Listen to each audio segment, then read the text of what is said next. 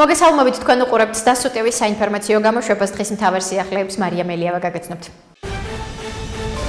საქართველოს პრემიერ-მინისტრი ირაკლი კობახიძე აბუ-დაბის სპორტების ჯგუფის რეგიონულ აღმასრულებელ დირექტორ აბდულაზიზ ზაიედ ალ-შამსის შეხვდა. ამის შესახებ ინფორმაციას მთავრობის ადმინისტრაცია ავრცელებს. მათივე ცნობით შეხვედრაზე საუბარი შეეხო შუა დერეფნის სატრანსპორტო ლოგისტიკური მარშრუტის მნიშვნელობას და ამ კუთხით თბილისის მშრალი პორტის პროექტის როლს, რომელიც აბუ-დაბის სპორტების ჯგუფის ინვესტიციით განხორციელდა. მხარეებმა გამოთქვეს მზადყოფნა თანამშრომლობის შემდგომი გაფართოებისთვის, მათ შორის სტრატეგიულ ლოგისტიკურ სატრანსპორტო პროექტებში. აბუ-დაბის სპორტების ჯგუფი თბილისის მშრალი პორტის 60%-იანი წილის მფლობელი და მთავარი პარტნიორია, რომელიც ახალ ლოგისტიკურ ცენტრს მართავს. კომპანიამ თბილისის მშრალი პორტის პროექტში ამ ეტაპისთვის 16 მილიონი ამერიკული დოლარის ინვესტიცია განახორციელა, რომლის მოცულობა პროექტის განვითარებასთან ერთად გაიზრდება. ნაცზონდერები და არშემდგარი რევოლუციის ავტორები ჩემზე ავრცელებენ მორიგცრუ ინფორმაციას, რა მონაკო და საფრანგეთი აგერ თბილისში ვარ. ამის შესახებ პარლამენტის დიასპორის საკითხთა კომიტეტის თავმჯდომარე ირაკლი ზარქუა Facebook-ზე წერს, რითაც ეხმარება სოციალურ ქსელში მის შესახებ გავრცელებულ კადრებს. ზარქუა აღნიშნულს მის წინააღმდეგ შავი პიარის მცდელობას უწოდებს. ტროლებს მოკლედ არ ისვენებთ და ცდილობთ ხან ხელოვნური ინტელექტით, ხან ფოტოშოპით რაღაც სიგიჟე ფოტოები და ვიდეოები დადოთ ჩემზე და ამით შავი პიარი ამიგოროთ. თუმცა ამაოდ ასე გააგრძელეთ ციცრუეში ცხოვრება მე დამდეგ ძველით ახალ წელს მოგილოცავთ ყველას, წერს ზარქუა. მოლდოვის პრეზიდენტი ევროკავშირში დამოუკიდებლად გაწევრიანების პერსპექტივას თავადაც სკეპტიკურად უყურებს და თვალი გერმანიის დემოკრატიული რესპუბლიკის სცენარისკენ გაურბის. გზისკენ, რომელმაც გერმანიის დემოკრატიული რესპუბლიკა ევროკავშირში გერმანიის ფედერაციულ რესპუბლიკასთან მიერთების დღესვე შეიყვანა. რა უნდა ითქვას, ესეც გზაა სუვერენიტეტის დაკარგვით ევროპისკენ. ამის შესახებ პარლამენტის თავმჯდომარე შალვა პაპუაშვილი სოციალურ ქსელში წერს და აფასებს მოლდოვის პრეზიდენტის მაია სანდუს განცხადებას იმის შესახებ, რომ რეფერენდუმის შემთხვევაში ის რუმინეთთან გაერთიანებას ხმას მისცემდა. როგორც პაპუაშვილი აღნიშნავს, როდესაც ქვეყნის პრეზიდენტი საკუთარი ქვეყნის დამოუკიდებლობის წინააღმდეგ აპირებს ხმის მიცემას, იქ ყველაფერი ნათელია. ამავე დროს ეს განცხადება აშკარად მიანიშნებს, რომ მოლდოვის პრეზიდენტი ევროკავშირში დამოუკიდებლად გაწევრიანების პერსპექტივას თავადაც სკეპტიკურად უყურებს და თვალი გერმანიის დემოკრატიული რესპუბლიკის სცენარისკენ გაურბის. გზისკენ, რომელმაც გერმანიის დემოკრატიული რესპუბლიკა ევროკავშირში გერმანიის ფედერაციულ რესპუბლიკასთან მიერთების დღესვე შეიყვანა.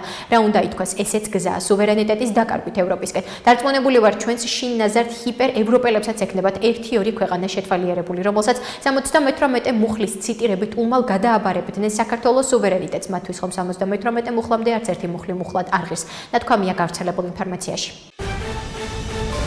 თუ პოლიტიკისთვის დასჭირდა ივანიშვილს, ხვალ ნებისმიერი ირაკლი კობახიძეც შეიძლება კორუფციაში გახვეული აღმოჩნდეს. ხდება იმ ფიგურების დაპატიმრება, რომელთაც პოლიტიკაში უკან მობრუნების შანსს აღარ აძლევენ. ღარიბაშვილი, ლილუაშვილი და ვერც სხვა პოლიტიკაში ვეღარ დაბრუნდება. ასე აფასებს ყოფილი პრემიერ-მინისტრის ირაკლი ღარიბაშვილის დაპატიმრებას პოლიტოლოგი ვახტანგ ძაბირაძე. როგორც ძაბირაძე პალიტრანიუსის გადაცემაში დღის ნიუსრუმი განმარტა, ავტორიტარული რეჟიმების პირობებში პოლიტიკა კორუფციის წინააღმდეგ ბრძოლის ეგიდით მიდის. მისი თქმით, ამ შემთხვევაში სისტემა არ იცვლება, მაგრამ კორუფციასთან ბრძოლა იძლევა საშუალებას, რომ ვერტიკალი გაათავისუფლო და თუ სისტემას ვერცული დასასჯელი მაღალჩინოსანი უნდა ყავდეს. ძალიან საინტერესოა, რასაც ხელისუფლება ამბობს, რომ რაღაც საწარმო ჰქონდა, რომელიც რეგისტრირებული არ იყო და შესაბამისი მუხლით გაასამართლეს. საქართველოში ტერორმა სამოქალაქო საზოგადოებისა და ოპოზიციის შემდეგ მმართველ ელიტამდეც მიაღწია. ამის შესახებ საქართველოს მეხუთე პრეზიდენტი სალომე ზურავიშვილი სოციალურ ქსელში წერს. საქართველოში ტერორმა სამოქალაქო საზოგადოებისა და ოპოზიციის შემდეგ მმართველ ელიტამდეც მიაღწია. მინისტრები ციხეში არიან. ყოფილ პრემიერ-მინისტრ, თავდაცვის მინისტრ და შინაგან საქმეთა მინისტრ ღარიბაშვილს 5 წლით თავისუფლების აღკვეთა მიესაჯა. რეჟიმი პოზიციებს თმობს, წერს სალომე ზურავიშვილი X-ზე.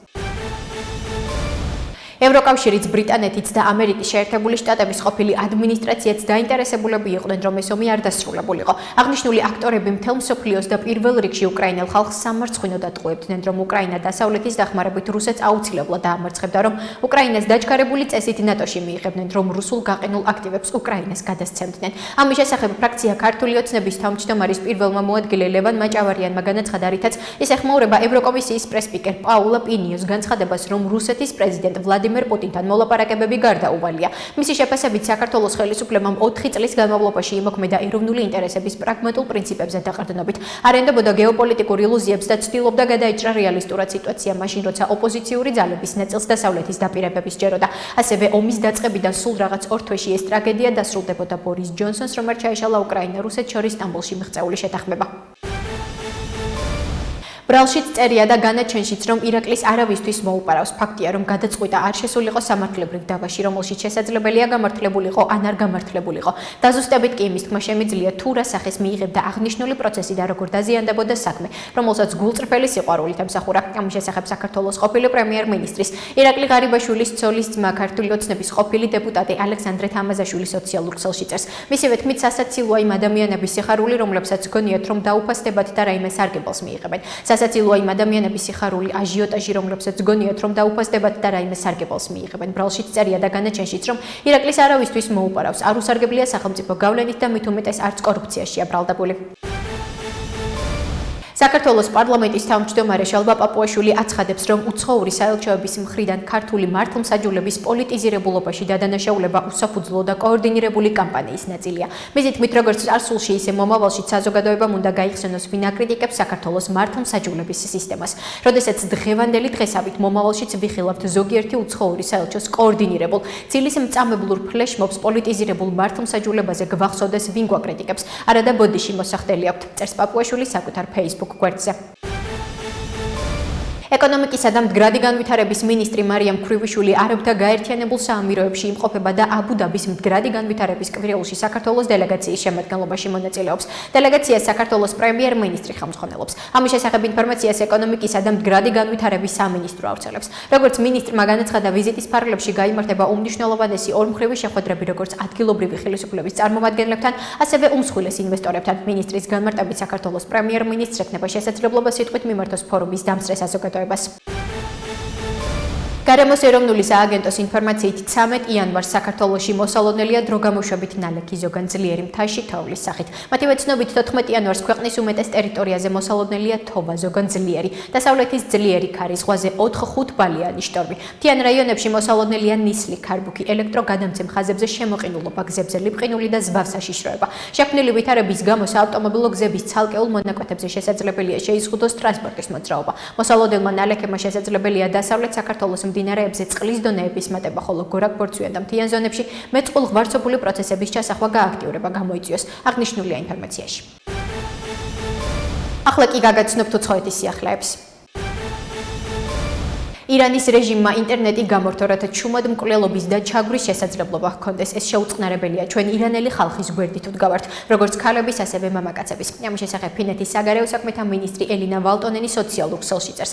მისი თქმით, მიმდინარე მოვლენებთან დაკავშირებით ირანის ელჩს უწყებაში დაიბარებს. ირანის ელჩს დავიბარებ, ევროკავშირთან ერთად ფინეთის სწავლობს ზომებს, რათა ხელი შეუწყოს ირანელი ხალხის თავისუფლების აღდგენას, წერს ფინეთის საგარეო უწყების ხელმძღვანელი. ეს ირანის რეჟიმისთვის ბოლო დღეები და კვირებია. ამის შესახებ გერმანიის კანცლერმა ფრიდრიხ მერცმა ინდოეთში ვიზიტისას განაცხადა, თუ რეჟიმს ძალაუფლების შენარჩუნება მხოლოდ ძალის გამოყენებით შეუძლია, მაშინ ის ფაქტობრივად დასრულებულია.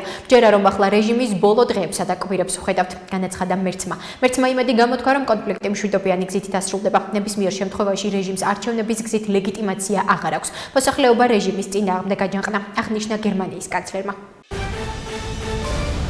საფრანგეთის პრეზიდენტი ემანუელ მაკრონი ირანში მიმდინარე საპროტესტო აქციებს ეხმაურება და აცხადებს, რომ გმობს მომიტინგეების წინააღმდეგ ძალადობას. გმობს სახელმწიფო ძალადობას, რომელიც ბრმად ესხმის თავს ირანელ ქალებსა და მამაკაცებს, რომლებიც მამაცურად მოითხოვენ თავიანთი უფლებების პატევისცემას, განაცხადა მაკრონმა. მან მომიტინგეებს მხარდაჭერა გამოუცხადა და ხაზი გაუსვა, რომ ფუნდამენტური თავისუფლებების პატევისცემა უნივერსალური მოთხოვნაა. ფუნდამენტური თავისუფლებების პატევისცემა უნივერსალური მოთხოვნაა და ჩვენ მათ დამცველთა გვერდით ვდგავართ, აღნიშნა მაკრონმა.